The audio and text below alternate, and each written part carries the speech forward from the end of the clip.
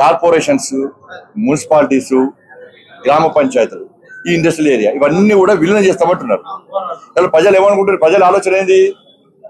ఇప్పుడు గతంలో విలీనం చేసేటువంటి ప్రాంతాలు ఏమైనా అభివృద్ధి చెందినాయా? ఏమంటే ఇష్టానుసారంగా పన్నులు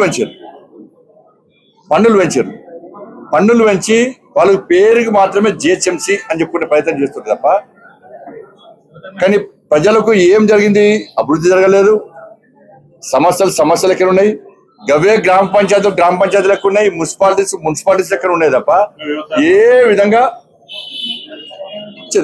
ఇవాళ వాళ్ళకి చేయాలంటే వ్యవసాయ భూములు కమర్షియల్ అయితే ఇప్పుడు అన్ని పన్నులు పడుతాయి. హౌస్ ట్యాక్స్ పడుతుంది, కరెంటు బిల్లులు పడుతాయి, ప్రతి ట్యాక్స్, అన్ని ట్యాక్సులు దొరుకుతాయి. వాళ్ళకి అభివృద్ధి చెందలేదు.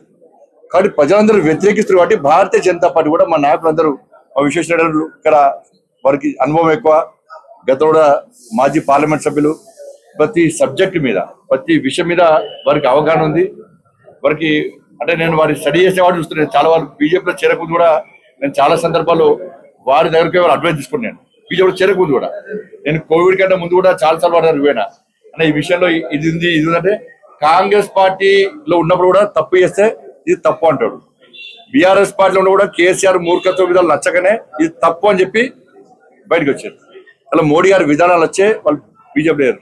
కాబట్టి నాయకులు అందరు కలిసి కూడా దీన్ని ప్రజల ఆలోచన ఏంది, ప్రజలు ఏందని చెప్పి తెలుసుకోవడం విధి విధాల విషయం దాని మీద పక్కన ఫైట్ చేస్తారు.